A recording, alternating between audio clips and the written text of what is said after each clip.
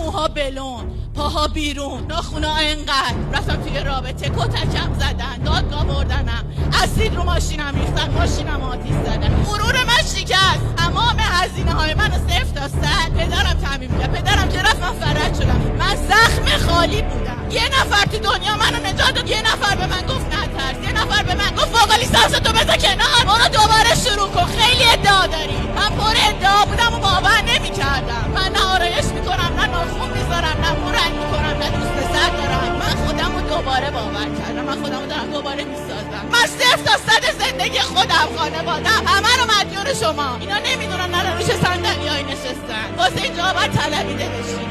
1,500,000 نفر انسان توی پیج استاد فراز قورچیان معجزه های بزرگی دیدن.